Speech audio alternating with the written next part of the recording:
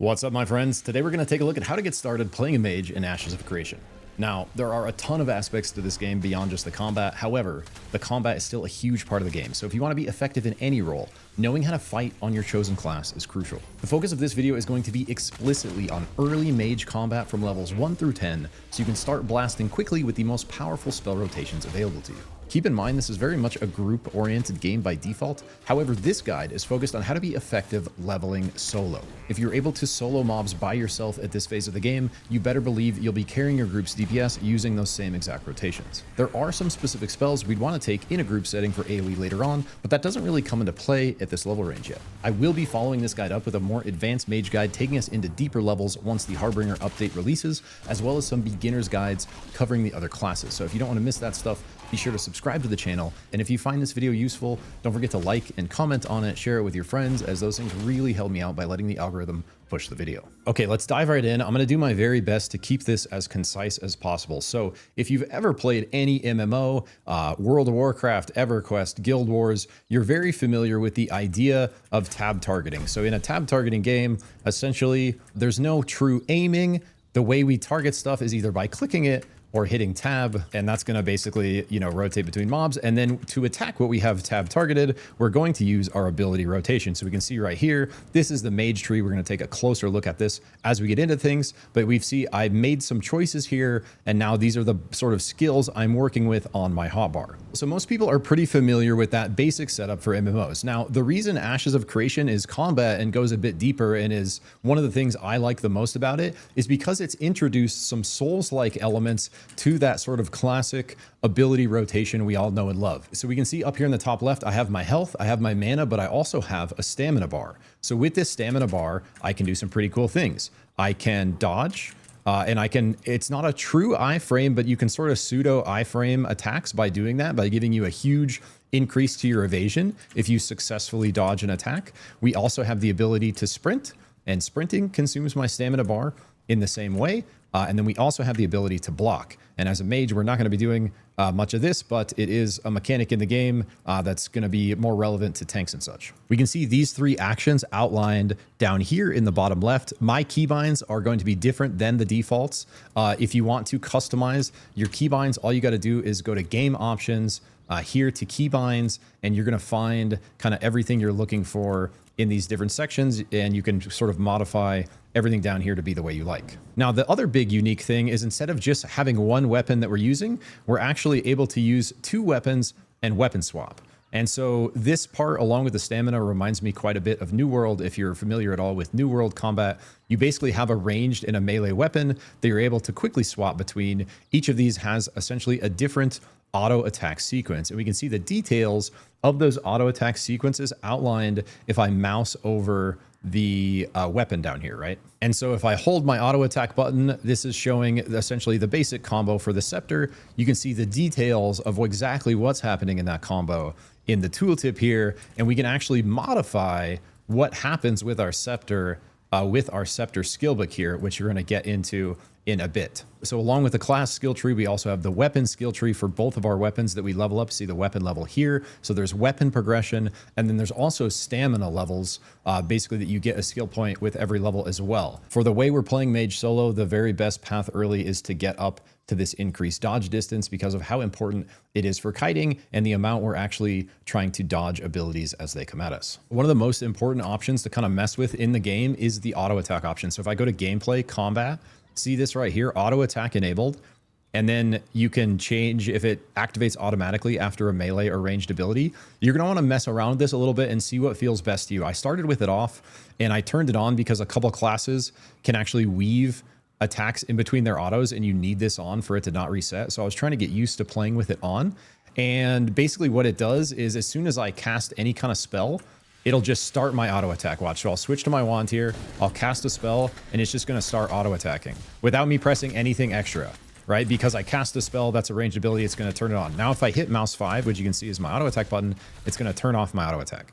So essentially you can make it so after you cast spells, the auto attacks just sort of happen. And to be honest, that's probably going to be the best way to start off with things, unless it's just feeling weird to you, then you can kind of go back to manual. Okay, so that's sort of like the fundamentals of combat. Now let's just start off with an extremely basic spell rotation. So let's say I am level 1. We're just going to start from the bottom here, and I'm going to show you guys the exact way I've progressed on this character and several mages I have leveled up in this range before this in different phases of the game. So you're going to start at level 1 with a completely blank tree like this, and the very first spell you're going to have by default is Arcane Volley. So starting out killing level 1 mobs, you're basically just going to want to Arcane Volley and then let your auto attack do its thing. And in general, especially early on, you just want to auto attack from a range with your wand, and then when stuff gets close to you, just hit the weapon swap button. You don't have to hit auto attack again. It'll just switch to your scepter, and then you can auto attack stuff in range. As soon as your volleys back up, cast it again, and just do this starting out, killing through those early couple levels of goblins. At level 2, you're going to get Lightning Strike, which is going to become your staple opener for basically the rest of your future as mage. So Lightning Strike actually has a variable cast time based on how long you charge it. So the longer you hold it, the longer the cast time, the more damage it's going to deal, which is why we're using it at the opening of combat, so we can start with a fully charged Lightning Strike before the enemy is engaged on us. Think about like Pyroblast from World of Warcraft. We want to start combat with our longest, highest value cast time. So now at level 2, you're going to want to open with a fully charged Lightning Strike. Sure you have your wand out, do a little Arcane Volley, and then you're going to, or your spellbook, sorry, and then you're just going to go into a spellbook auto attack like this, and you can see my Lightning Strike is already back up. That's because another very cool mage mechanic in this game is as soon as you cast your finisher, whatever element your finisher is cast on is going to reset the cooldown of one of your basic spells. So for instance, if we open the fight with Lightning Strike here, and then I cast 4 auto attacks for my spellbook, or sorry, 3, because the third is the finisher. Boom, because it's a lightning finisher, my Lightning Strike is reset. And we can see I can do a much quicker version of Lightning Strike if I just tap it right there, right? And in this situation, if you have 2 things on you, you really want to switch to your scepter, because now you're going to get the extra defense from your shield, and your scepter actually cleaves. See how I'm hitting both of them at once? My spellbook does not do that. So anytime you have more than one mob on you in melee, as long as you have the health to try to kill them both, you're going to want to just switch to your shield and keep bashing them, right? So in combat, when you cast Lightning Strike, you want it to be a quick tap like this almost all the time. It's almost never going to be worth to charge it for the full damage based on the other things you're going to have in your rotation, okay? So at level 3, when we get our second skill point, we are going to grab Frostbolt. And Frostbolt, again, one of our core abilities. So these are basically the 3 elemental abilities that get reset with your weapon finisher, right? So if I cast a lightning ability, you can see on my weapon is a lightning effect, right? Same thing with my spellbook here. On both of my weapons, there's this lightning effect. This is this elemental empowerment we can see is like an inherent mage buff. So after we cast a fire spell, our finishers apply burning. After we cast an ice spell, our finishers apply freeze. And after we cast a lightning spell, our finishers inflict volatile, which decreases enemy magical resistance. So not only are you getting these elemental effects on those finishers, every time you proc one of these elemental effects with a finisher, it's going to reset the cooldown of the associated spell with that element. So if it's fire, it'll be Firebolt or Fireball. If it's lightning, it'll reset the cooldown of Lightning Strike. If it's frost, it'll reset the cooldown of Frostbolt. So now that we've got our second spell in Frostbolt, we can expand our rotation a little bit. So essentially, we're going to start with a big Lightning Strike open. We're going to instantly follow that with a Frostbolt. We're going to follow the Frostbolt with our standard volley into some auto attacks. And you can see Arcane Volley does not change the element because this is a neutral. It's just arcane damage.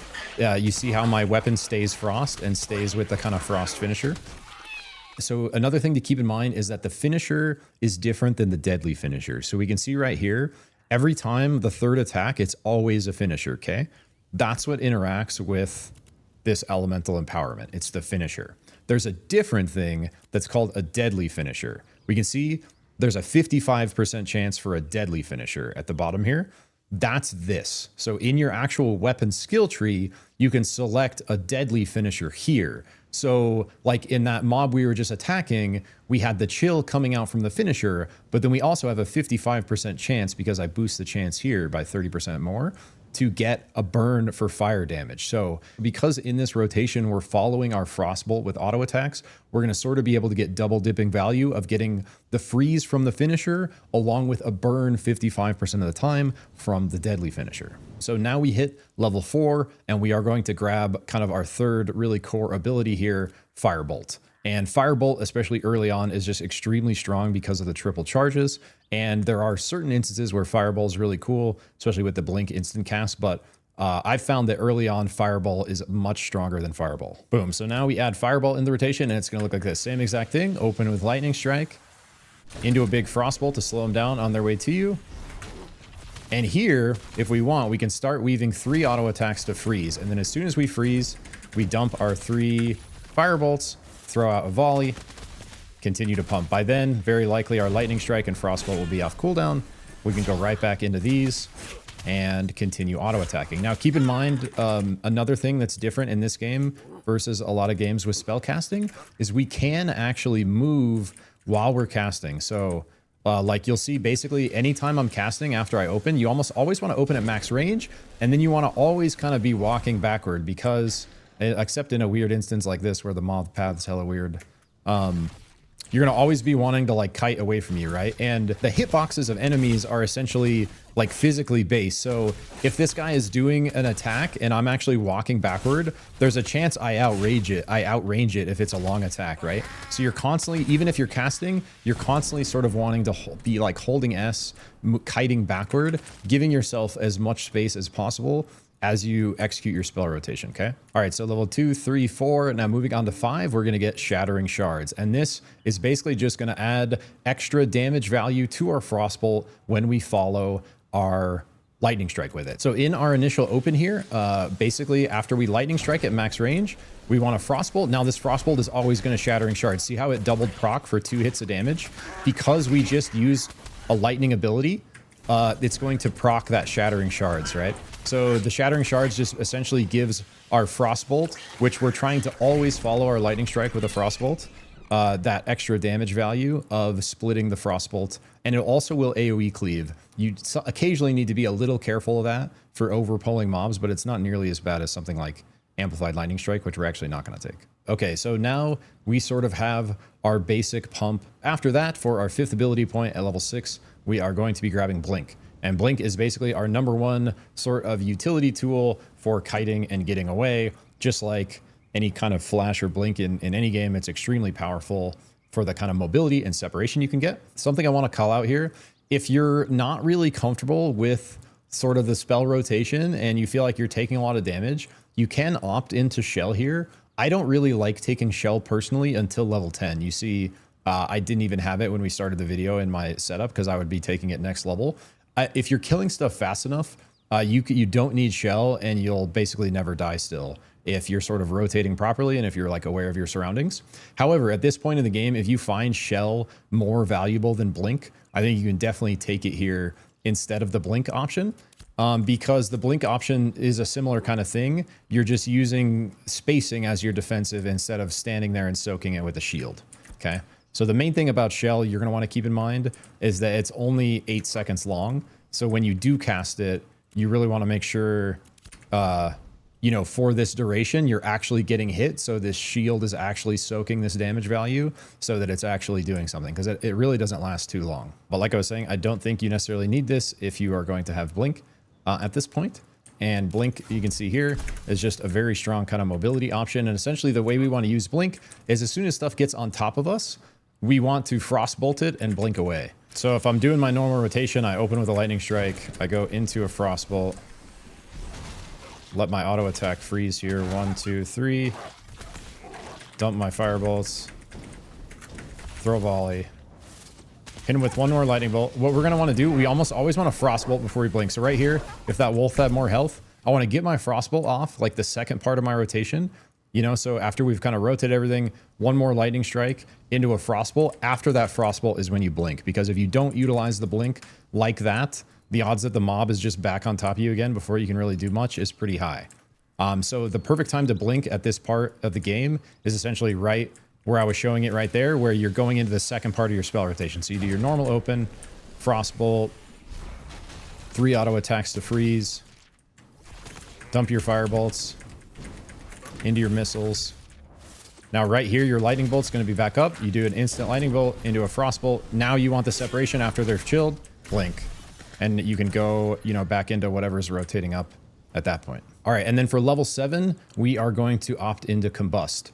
And Combust basically superpowers our Firebolt, because what Combust does is if anything's burning, it applies Conflagrate. What Conflagrate does is it converts all remaining burning damage into an accelerated dot, boosted by 30%, lasting 4 seconds. So the longer the burn we have on something, the more damage Combust is gonna do when we split it, right? So if I throw one Firebolt, it's an 8-second burn. If I throw another one, it'll stack higher. If I throw another one, it'll stack higher, right? So if we throw all 3 at once, we'll be at like 14 seconds of burn. We combust right after that. It's going to take the full duration of that burn damage, boost it by 30%, and turn it into a 4-second dot. So we can really, with combustion, we can really take the value of our Firebolt burn to the next level.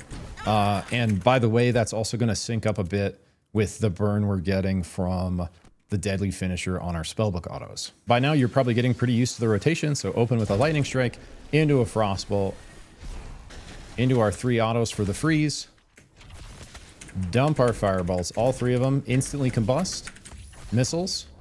Now, by now, our lightning bolt is back up even without the deadly finisher, okay? And we saw if we needed it, our frostbolt resets instantly from doing the freeze finisher in that initial auto attack combo, right? So basically the duration of this rotation, as soon as we finish it, we're going to have the beginning of our rotation back up again. Okay, the next part of our rotation doesn't come online until we have 2 more points. So in my opinion, right here at level 8, so you get combust level 7, right? You probably want to just go shell at level 8, use that for level 8, because we need both Chain Lightning and Shatter together for Chain Lightning to be really effective, right? So instead of grabbing Chain Lightning at 8 and not really casting it, probably the best bet would be to go Shield at level 8. Then when you get to level 9, which is where I'm at, you're going to drop Shell and you're going to go Chain Lightning Shatter. And you can just, skip the Shell thing if you want. We're going to get Shell at level 10.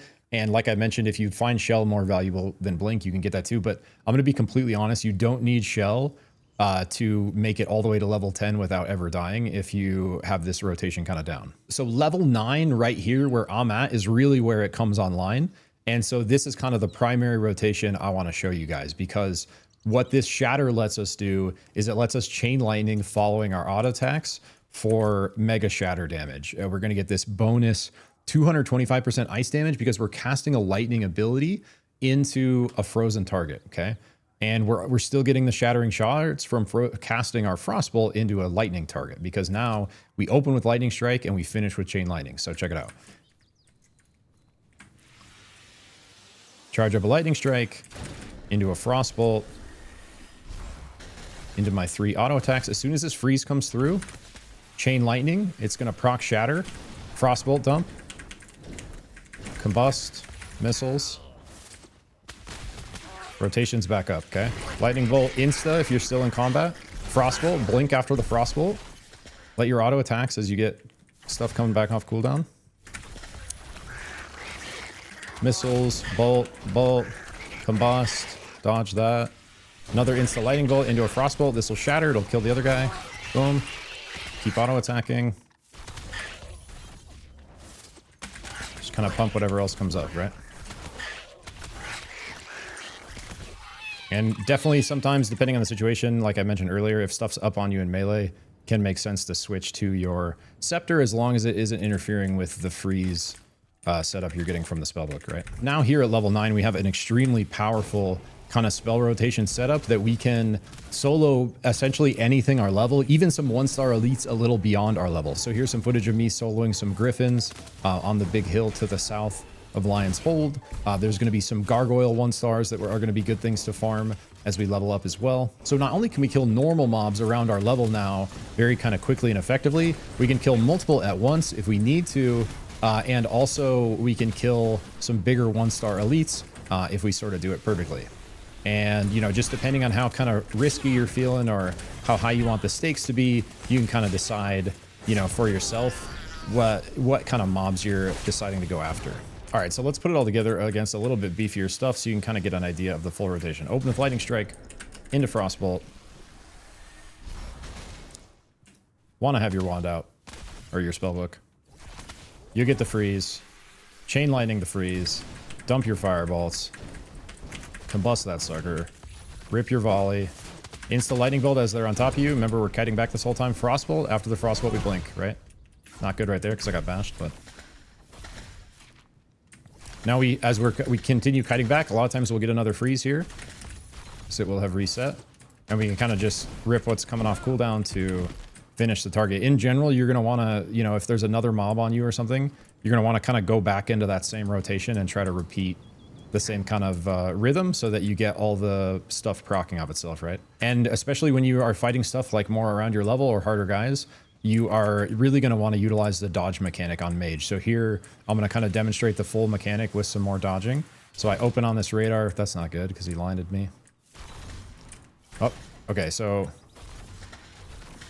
Alright, so I started with a bit of a scuff combo here. We'll just do it to demonstrate the dodging. So into the Frostbolt. I want to dodge this heavy slash if I can. So you'll see big abilities get cast from the bottom there with a cast bar. You can oftentimes read and dodge them. Not only can you dodge them, which gives you an increased chance to evade, you can also just sort of fully hitbox this, right? So if I move, look, he heavy slashed, I just moved out of the hitbox. So knowing that you can move while you cast and sort of learning the hitbox of different abilities is going to let you avoid a lot of damage on a mage, especially solo. And these are the kind of little things that are going to really help you separate yourself as being like a dominant solo player if you start to understand the depth of like the Souls-like combat. So the other really cool thing you can do for efficiency is sort of harvest stuff along the way as you're fighting. So in this bit of downtime, as you're recovering resources, you need your cooldowns back for a couple seconds, you need a little more mana or a little more health, but you don't want to eat a ration. You can actually gather, you know, rocks, trees, flowers, get leveling experience from gathering those as you're waiting for your cooldowns, waiting for your resources to recover. So if you're looking to increase your efficiency leveling solo, this is a great way to do it. It's also going to get you those early gathering levels you need to eventually take on a crafting certificate. And there are also gathering commissions on a separate commission board that you can actually turn in some of these resources for even more extra experience. Okay, so here's like a nice juicy 1-star bear with a lot of health, so I can kind of show you the sustained rotation. So putting it all together, we're not only going to want to do the spell rotation I was just talking about, we're also going to want to utilize our stamina to dodge big attacks. And in certain situations, we can use sprint to try to get away, but that's kind of like a last-ditch effort. A lot of times you can summon your mount and get away that way a little bit better. So let's start it out with our opener Lightning Strike into a Frostbolt. 3 auto attacks for the freeze as we walk backward. Can actually dodge right here if we want to get more space before we chain lightning.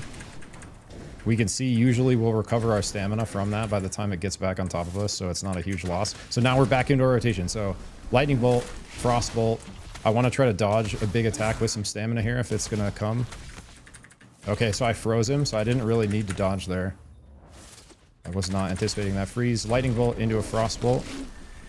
I'm gonna blink here after I frost bolt. We got that space. I should get another freeze into a chain lightning here. Missiles. Dump my firebolts. Back into my boom frostbolt. Need to dodge the next big thing coming.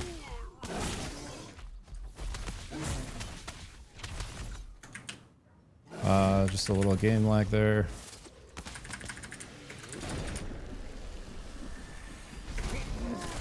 So yeah, you guys get the idea, sort of how to continue like rotating, even on something that has like a lot of health.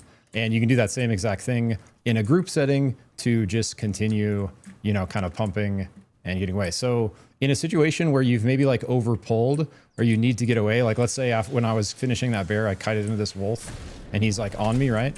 You know, you obviously use dodge when you can for big attacks, but a lot of times in a situation like this, you can kind of like try to sprint your way away, but you really want to blink. And you can even just mount right away if you don't have blink, but if you do have blink up, you can blink, mount, sprint on your mount with the dash. And a lot of times that's going to give you the space you need to get out enough to reset and get away. So that's like a great spot to quickly look at like essential items. So one thing you're really going to need a good chunk of like on stock always is rations. And so you can sit down to recover health, but if you sit down with a ration, it's going to go way faster. So here's ration. Here's what it looks like if I just sit and get the resting buff. So they're not essential, but it's going to go significantly faster if you have a stack of rations. And then there's also health salves and mana salves. So you can buy rations at the vendor, the main vendors in Lionhold and Samaya's Hope. So here's the first starting gate, the Aelin one. I honestly don't know the location of stuff at the dwarf starting zone up here. So If you're starting up there, you're going to have to find a couple of these things on your own. If you're starting at the first starting point down here, the Aelin Divine Gate, in this town to the left, Lionhold, there's going to be a main vendor with rations. There's going to be the same thing in this town to the right, Samaya's Hope. Glint in this game is your money. So everything you kill is going to turn into glint. Think of this as coin. You will drop glint if you die. You will not drop coin if you die. So basically, anytime you go back to town, you want to take this glint you're earning, sell it to a vendor, convert it into coin so that it's basically safe. Glint is almost like unsafe coin that you're looting as you go. So once you've sold your glint, you'll get some coin. Use that to stock up on rations. I try to roll out with like around 40 at any given time, like 2 stacks. Then the other crucial thing is health salves. Mana salves are a little more nice to have. I think health salves are kind of crucial right now. Before the Harbinger update, you can buy health salves right here at this flame and formula. So again, here's the Aelin starting gate. Here's Lionhold. Here's Samaya's Hope. Up to the right of Samaya's Hope, by this, see this Briar Moor Farm Ember Spring. To the right of that is this Flame and Formula Ember Spring. This vendor right here at the laboratory, he sells health and mana salves. So I would very much encourage you to spend your first chunk of money in these levels, stocking up first on rations, then on health salves. If you have a little bit of extra coin, you can go for some mana salves. You can see I haven't even used any of the mana salves I've bought on this guy, because I'm usually just getting out of combat and recovering. So if you are going to spend your money, I recommend stocking up on extra health salves. As far as other gear, it's intentionally like very light on gear at this phase of the game. The only gear I really have on this guy is from, there's a starter quest in the same exact place. If you go to Lion's Hold, like right somewhere around the gate entrance here, running down from the Goblin Keep, there is a quest to pick up 6 packages, 6 parcels. Once you've acquired those 6 parcels, they're like along the roadways heading out of town. So if you ride south on this road, there's going to be packages along this road as you come down here, and this kind of whole length. Basically what you can do is you can ride down, grab these packages, and then you can turn them in at any settlement. So the turn in for the packages for New Ayla is like right here at this split in the roads. So like as early as level 5, you could ride this road, grab those 6 parcels, turn them in here. That gives you a choice for 3 pieces of green gear, depending on what you want to go with. I got the light armor, but the light armor only gives magic defense. So honestly, at this phase in the game, especially for soloing, I am not sold on the viability of the light armor, because most of the damage we're taking still is physical. So I think probably the safest bet is to go with the River Stalkers, which are more of like the dex pieces. They give the mag and physical defense, but then you're sacrificing the spell stats. So it's really up to you kind of which one of those you want to try to go for. I will say you still want to try to grab some magic stats. Like this has really good con and a little bit of mentality.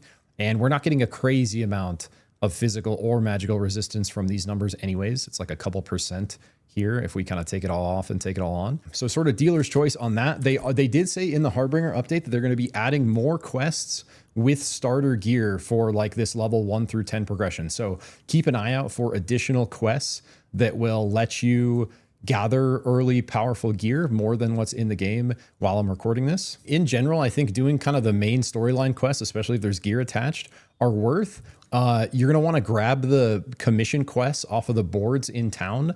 There's going to be also a gathering commission board as well. So if you want to do what I said earlier, where you're leveling up your gathering in between mobs and leveraging this experience as well, you are going to want to buy 2 extra bags for whatever you're mainly trying to gather from the same vendor you got rations from in Lion's Hold. But then you're also going to want to check the gathering commission board, because that might have some extra quest turn-ins for the stuff you're gathering along the way anyways. Then you're also going to want to grab all the quests off the commission board. And in general, in this game so far, I found that finding good groups of mobs to farm is like more efficient than trying to like follow quests around. So if there's quests for specific gear or stuff you want, or if there's quests along the way for what you're grinding, I recommend doing those. I don't necessarily recommend like going out of your way to chase quests around. You're going to want to find kind of bigger chunks of mobs to grind.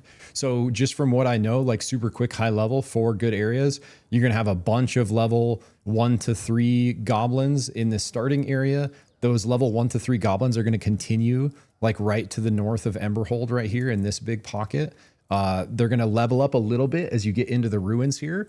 Any goblins you kill in the ruins drop rubble. If you turn in 10 rubble to the left of this gate, it's a repeatable quest, at least right now, that you can turn in over and over again. So if you're killing goblins in this zone, make sure to be turning in the rubble for this repeat quest to the left. This area is like up to like level 5 goblins in this kind of greater ruins. You're going to get some bandits down here that are in that same kind of level range from like 4 to 5 in this kind of chunk. Heading up into the ruins from there for like the level 6 through 8 angle is pretty good for this spot. It can get a little sketchy up here sometimes. Might be something you want to group for. You're going to get a lot of that same kind of scaling with mobs on this side of the wilderness. There's just going to be a lot of like level 3 mobs scaling up to level 5, scaling up to level like 8 or 9. This is kind of where I've been wandering around during this video, is in this greater area. Some really good like level 5 goblins around Coral Lock. There's like some level 6 bandits around Nika Bray to the north here. And then as you get up kind of this way where I was headed, you get into Highwayman Hills. That gets into like level 10 plus bandits.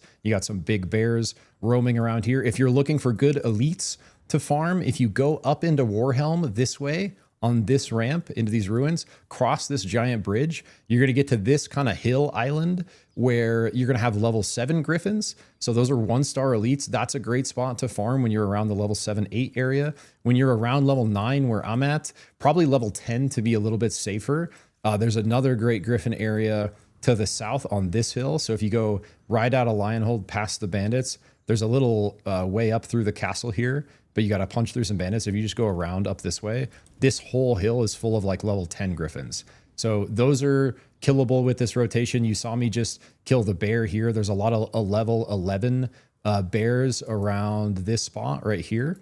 But do keep in mind, like, there is a lot of like grouped bandits, so it can get a little sketchy in this area. My best advice is just be aware of your surroundings and be ready to like mount and run if stuff start looking weird. So wrapping things up at the end here, let's just take one final look at the skill tree altogether. This is level 9. At level 10, I would grab Shell. I recommend levels from there. You start to experiment with some of these different spells. Some 2 really strong AoE ones if you want to lean into more group stuff. This is like a nice support one if you're playing with someone else. But really, this spell rotation right here is going to carry you even up closer to level 20. And what we're really interested in is using Aftershock with our Shatter. So essentially, once we're able to get a spell longbow, we're going to be able to use the longbow for stagger. Then we're going to be able to double cast our Chain Lightning on top of getting the Shatter proc with Aftershock. Taking a quick closer look at our spellbook skill tree. Like I mentioned earlier, I really like, especially early on, starting with Burning. We're already getting the freeze value we need out of our Frostbolt combo, and Volatile lets us penetrate enemy magical resist. At these lower levels, the magic resist is not that high, so we get a little value out of that, but not quite as much, I think, as the Burn, especially using Combust. This helps us stack a higher dot with our Firebolt so we can turn it into a bigger Combust. I like going for the increased chance to give it 55% chance to ignite instead of 25% chance, and then I like to increase the duration of the ignite here. This is a really key one that we are going to get at level 8 with our spellbook. This is going to let us sustain our mana much stronger. So you'll find before level 8 spellbook, you're going to be sort of mana starved sometimes, especially nearing level 8. Once you get refreshing follow through, it's going to feel a lot better. You're going to be able to churn through a lot more mobs a lot quicker once you kind of have this second upgrade giving you mana back. Taking a look at the Scepter, we are going to go... You could really pick either of these. One of them gives you Stagger, which reduces enemy ability to evade. The other one increases magic cast time. And the reality is we're not using our mace a ton, so it's not a super critical choice here. And so I just have extra penetration and then extra damage on the mace. And then I have the mace giving me warding. So if I'm using the deadly finisher with the mace when multiple things are on me, it's going to give us this extra bit of like temp health stacking, which isn't a crazy amount, but it's more than nothing. And if we're using our Scepter, it's generally going to be more defensively than it is for damage. Taking a look at our stamina tree, I think this increased dodge distance by 50% from Spring Step is like the best thing in here by far, especially for the way we're playing Mage. We're also going to get rewarded by regaining stamina, successfully dodging. And we're also going to get increased evasion when we successfully dodge an attack. So with this path up to the increased dodge distance, we are going to get rewarded for using our dodge well to try to iframe attacks. From there, because we're not using block really at all, I would put extra points in the sprint line. Boom. So that basically covers pretty much everything I wanted to go over here. I hope that gives you like a much clearer start on Mage and in the game in general, if this is the class you're wanting to start on. I tried to include everything that was relevant without going too deep on necessarily one thing. I'm going to try to replicate this kind of video for the other few classes that I've played quite a bit. And then once the Harbinger update does come out on December 11th, I'm going to be playing and streaming a ton and trying to make some more content for this game, including some more advanced class guides with higher level combat as we get deeper into the game. If there's any other types of videos you want to see that you think would be helpful, definitely let me know in the comments. If you're interested in catching me live, I am often streaming on this YouTube channel. I'm also streaming at twitch.tv/Zikrik with a 0 instead of an O. So it's ZIK0RIK. But with that, I just want to thank you so much for watching. Remind you to take care of yourself and keep blasting. I'll catch you in the next one. Peace.